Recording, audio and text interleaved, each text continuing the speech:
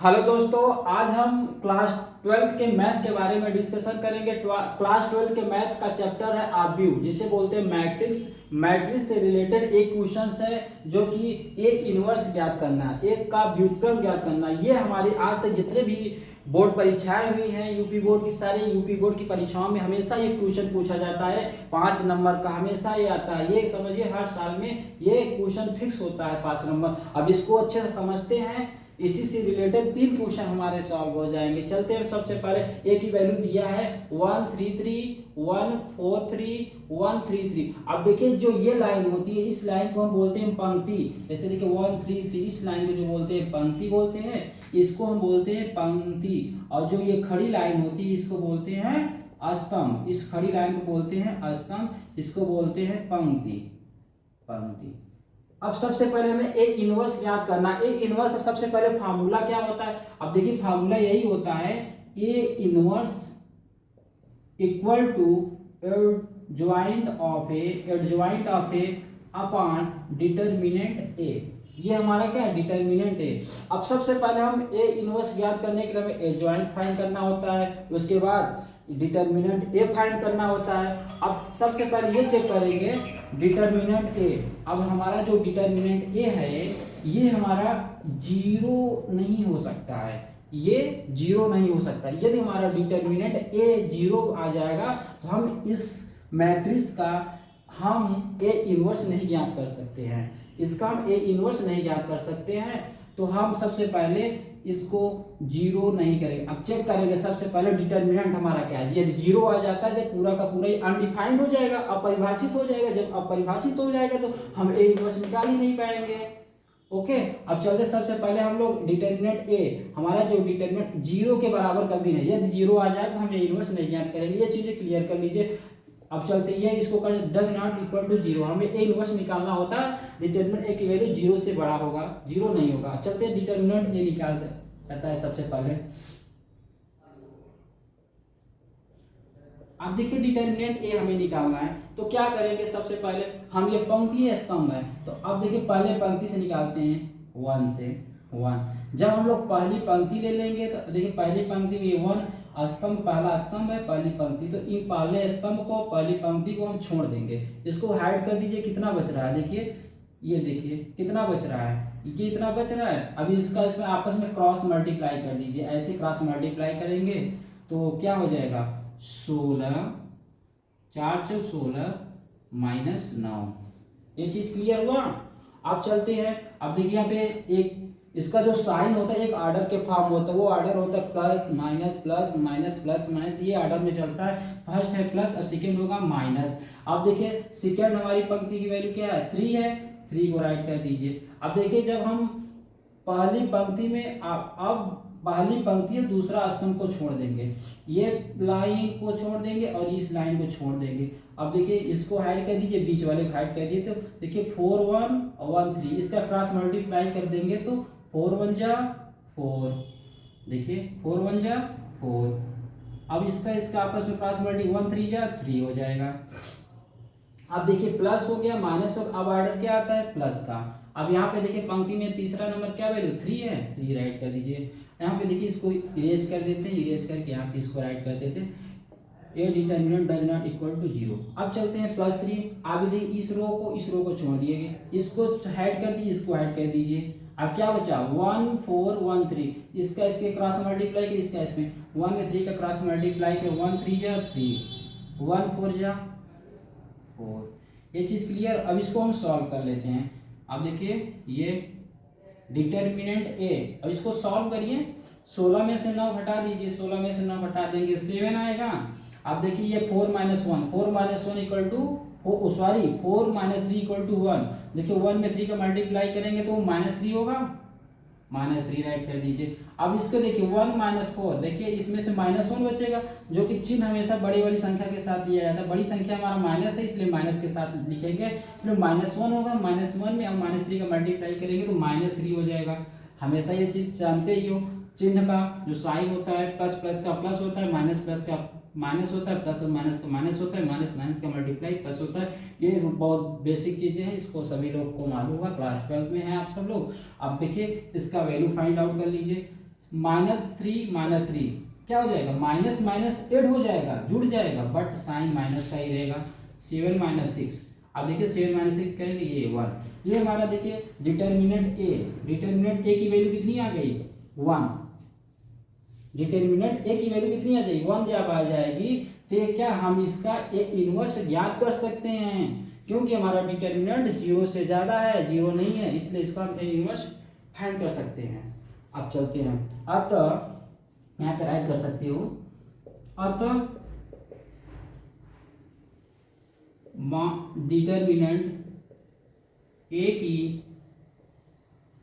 की वैल्यू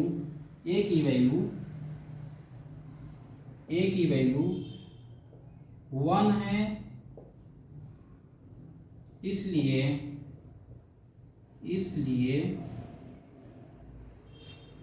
इसका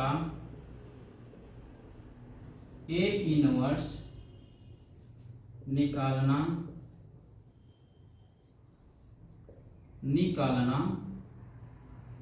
संभव है।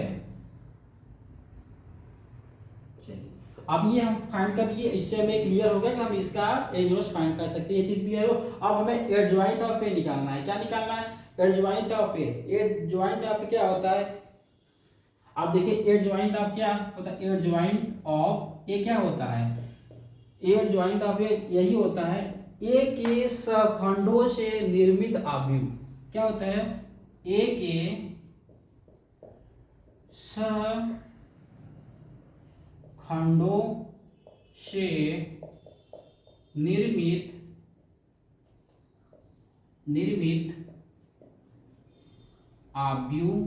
निर्मित अवयव का परिवर्त अवयव, इसका देखिए परिवर्तन। सबसे पहले ए के सखंडों से, ए के जो सखंड से जो निर्मित अवयव होगा, उस अवयव जो आएगा उस अवयव को हम परिवर्त अवयव निकाल देते हैं। उस अवयव को क्या निकालते हैं हम, परिवर्त अवयव। तो ए के सखंड को हम मान लेते हैं बी। आप देखिए बी, ए के सखंड अवयव क्या मान लेते हैं, बी, उसका नाम ले लेते हैं, सखंड यहाँ पे नाम देते हैं बी। तो बी इक्वल टू होता है A11, A12, A13, A21, A22, A23 और A31, A32 और A33। अब इसी में हम सारे वैल्यू को फाइंड आउट कर लेंगे। चलते हैं सबसे पहले, अब सबसे पहले हमें बी निकालना है, ए के परिवर्त अवयव, ए के सखंड अवयव, ए का सखंड अवयव मान लेते हैं हम लोग बी। अब A11 मतलब एक पंक्ति है स्तंभ है, A12 मतलब पंक्ति पहला स्तंभ दूसरा, A13 मतलब पंक्ति पहले स्तंभ तीसरा। ऐसे इसमें भी है, दूसरी पंक्ति पहला स्तंभ, दूसरी पंक्ति दूसरा स्तंभ, दूसरी पंक्ति तीसरा स्तंभ, तीसरी पंक्ति पहला स्तंभ, तीसरी पंक्ति दूसरा स्तंभ, तीसरी पंक्ति तीसरा स्तंभ। ऐसे वैल्यू को सॉल्व करते हैं। अब सबसे ए के सखंड अवयव हम बी ले लेते हैं। चलिए अब हम लोग इसी से रिलेटेड जितने हैं पॉइंट निकालते हैं। अब सबसे पहले A11 ऐसे राइट कर लीजिए, A12, A13, A21, A23, देखिए A11, A12, A13, A21, A22 हो गया, यहाँ पे A22, A23 हो गया। फिर आगे करिए, अब आगे निकालते हैं हम लोग A31, A32, A33।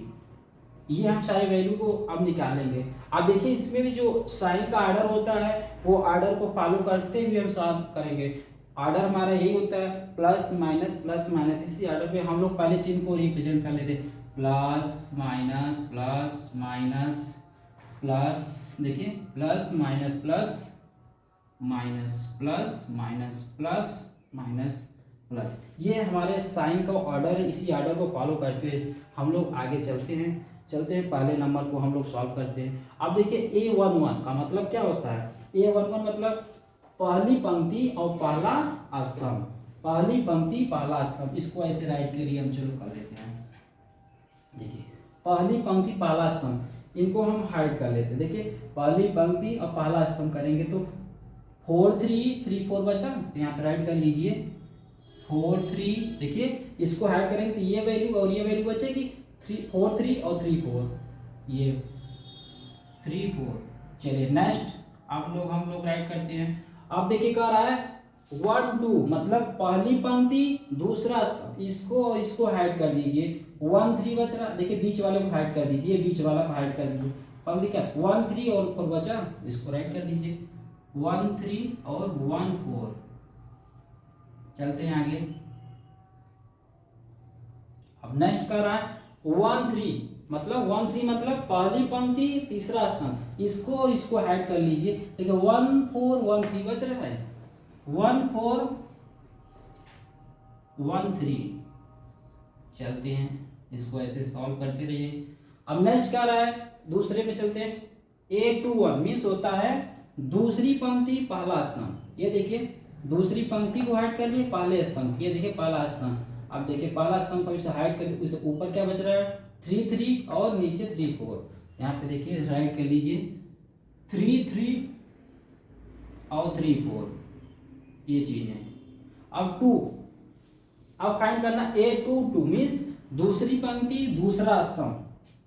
देखिए ये दूसरी पंक्ति हो गई, दूसरी पंक्ति और दूसरा स्तंभ, ये भी छोड़ दीजिए। तो क्या बच रहा है 1 3 और 1 4,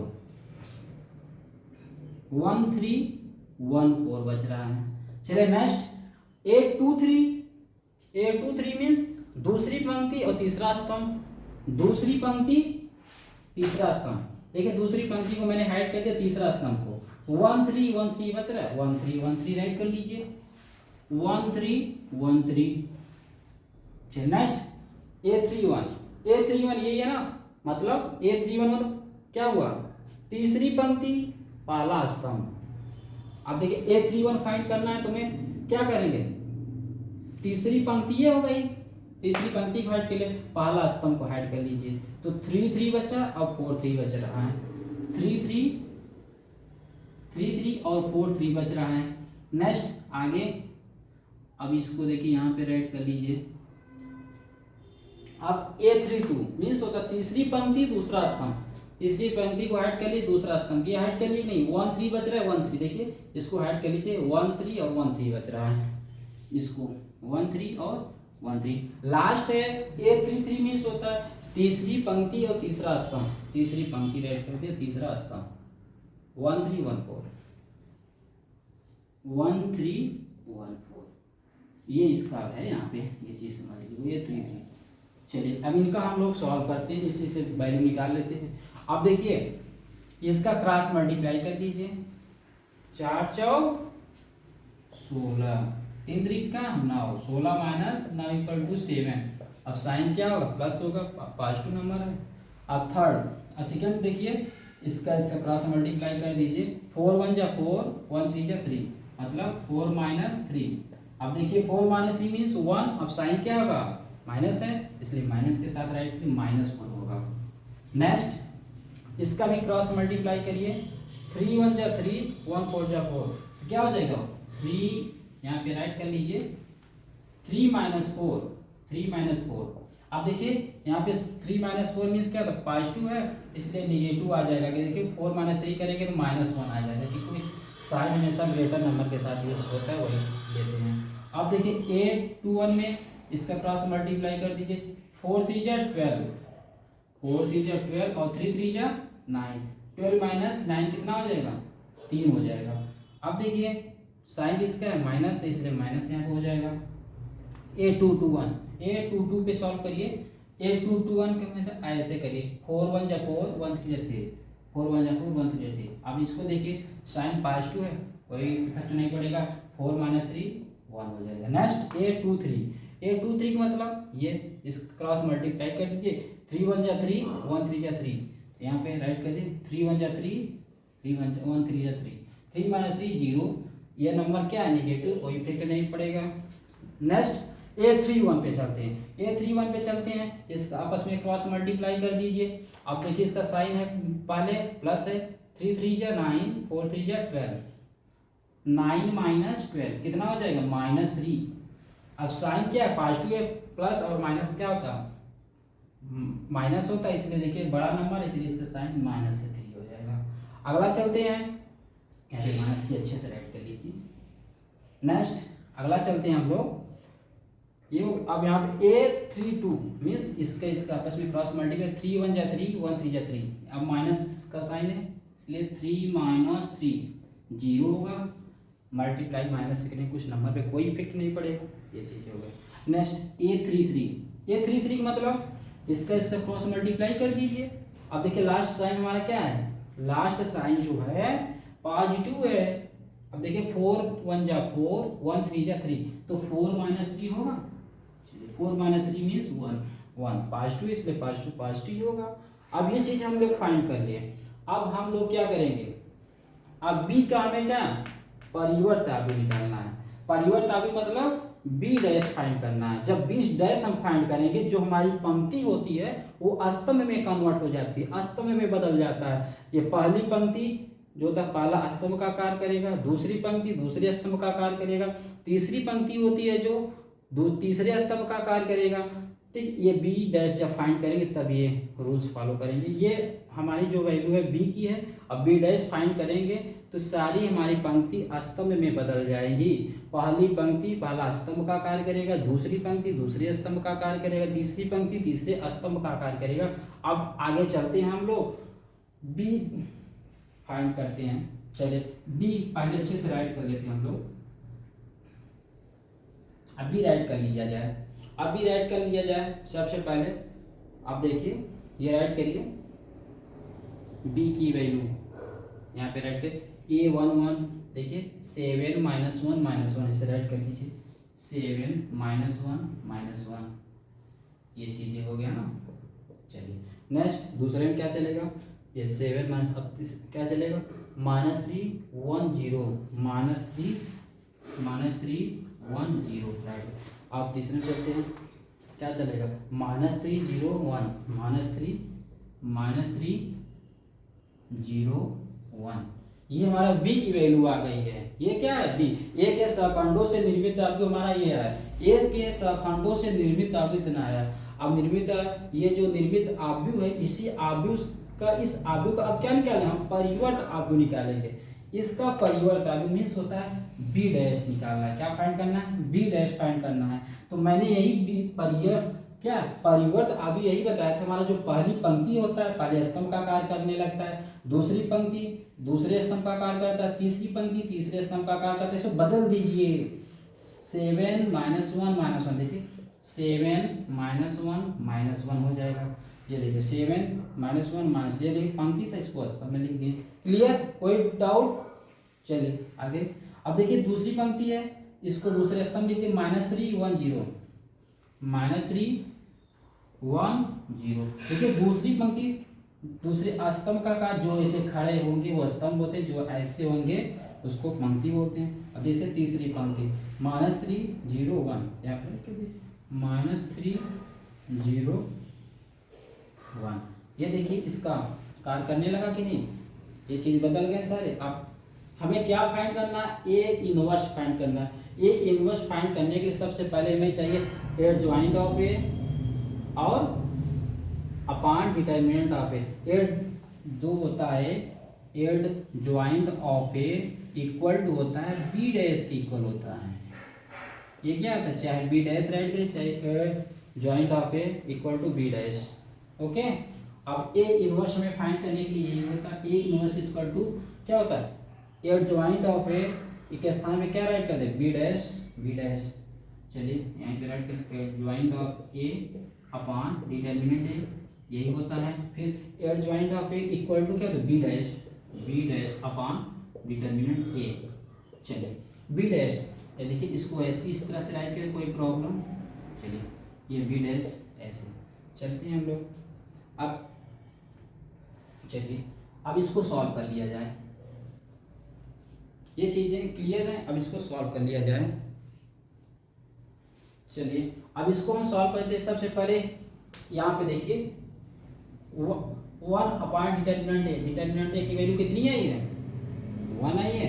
तो 1 अपॉन 1 मीन्स 1 तो कोई इफेक्टिव नंबर पे नहीं है। बी डैश की वैल्यू कितनी आई है, यही आई है 7 -3 नेक्स्ट -1 1 0 नेक्स्ट -1 0 1 ये। अब इस पे 1 में अंदर मल्टीप्लाई करेंगे, कोई नंबर पे इफेक्ट नहीं पड़ेगा, इस पे कोई नंबर की इफेक्ट नहीं पड़ेगा। इसको ऐसे राइट कर दीजिए, इसको 7 -3 7 -3 -3 नेक्स्ट -1 1 0 नेक्स्ट -1 0 1। ये हमारा क्या है, ए इनवर्स। ये हमारा ए इनवर्स फाइंड करने का ये रूल्स है। सारे रूल्स को अच्छे से लर्न करिए। देखिए ए इनवर्स फाइंड करने सबसे पहले हम लोग ये सीख गए, हमें डिटर्मिनेंट ए फाइंड करना सीख गए निकालना, फिर ए ज्वाइंट ऑफ ए निकालना सीख गए। वही ए ज्वाइंट ऑफ ए ही बी डैश होता है, या परिवर्त लागू कर दे तो यही चीज़ नियम लागू होगा। अब ये हमारे सारे बहुत इंपॉर्टेंट क्वेश्चन, इस क्वेश्चन को सारे अच्छे से समझ लीजिएगा, रट लीजिएगा। ये हमेशा हर साल प्रत्येक साल बोर्ड परीक्षाएं में पूछे जाते हैं। बस आज के लिए इतना, फिर आगे मिलते हैं नेक्स्ट वीडियो में 12 के मैथ से रिलेटेड और जो भी हमारे मोस्ट इंपॉर्टेंट क्वेश्चंस होंगे, सारे इंपॉर्टेंट क्वेश्चन को डिस्कशन करेंगे। ओके।